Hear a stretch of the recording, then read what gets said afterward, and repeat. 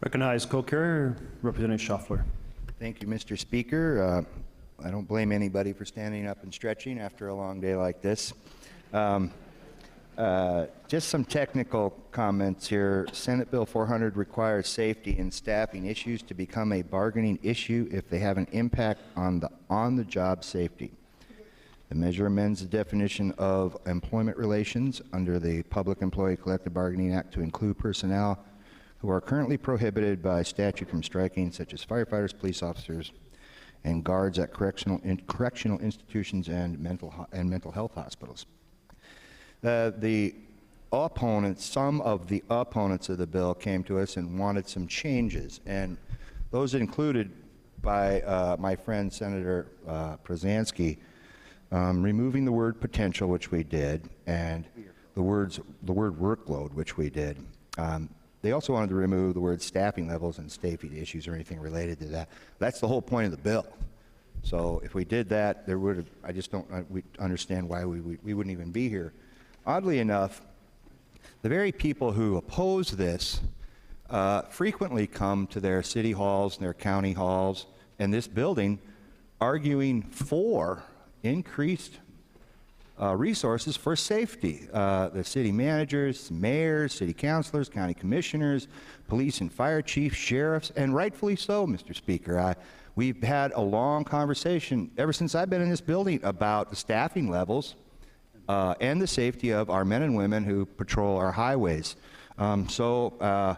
What I don't understand is why we would put a muzzle on the good men and women that are out there on the ground doing the job. For the life of me, I cannot understand that.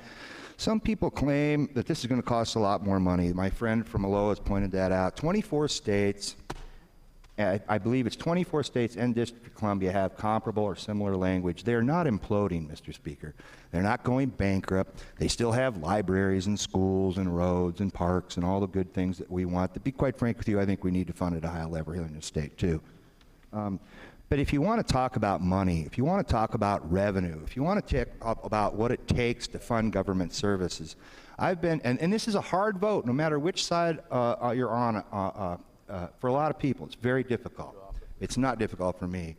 But I have a history of taking hard votes in this building, and if you want to talk about revenue, you know what?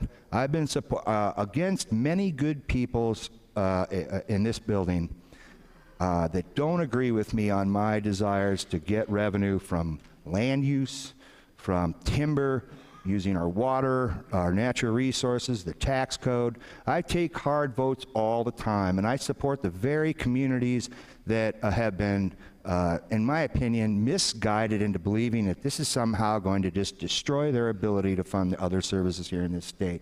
I do it all the time. I'm an urban Democrat, and I'm damn proud of it, and I grew up in rural America, and I will never, ever, ever abandon my heritage as a farm worker, as a laborer, as a union man, and a contractor who uses natural resources here in the state of Oregon. I don't need ever to hear, Mr. Speaker, about hard votes. I take them all the time, and I enjoy doing it. That's my job. And this is a hard vote, but this bill is going to help those very communities, in my humble opinion. The more light we shine on our inability to fund natural resources, fund people that keep us safe in this building, in this state, and this building, the better.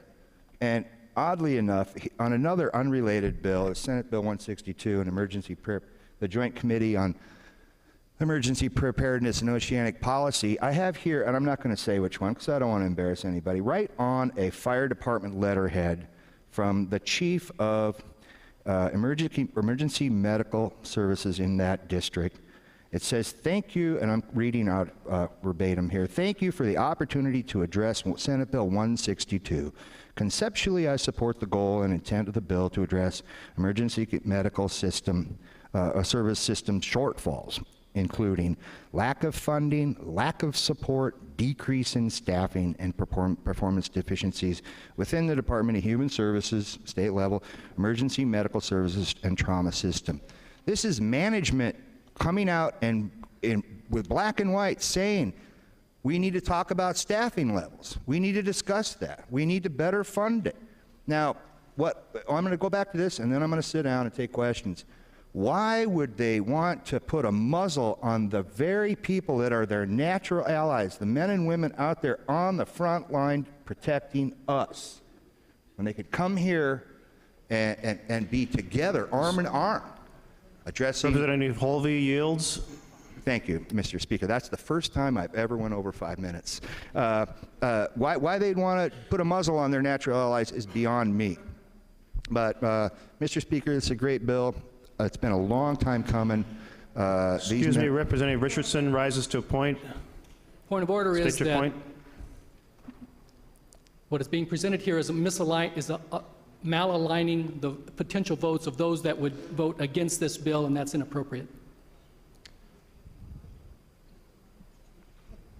You cannot define our votes. Please do not define the votes of other members and keep your comments germane to the bill at hand. And Mr. Speaker, thank you. And I apologize to anyone who felt they were impugned. I was not directing that at any representative. I was actually directing it at people that manage our public safety services here in the state of Oregon. And we have natural allies that want to fund safety at a higher level. I think they should be able to speak to it. Yesterday we talked a lot about speaking and our constitutional rights. I urge your aye vote, Mr. Speaker. Thank you.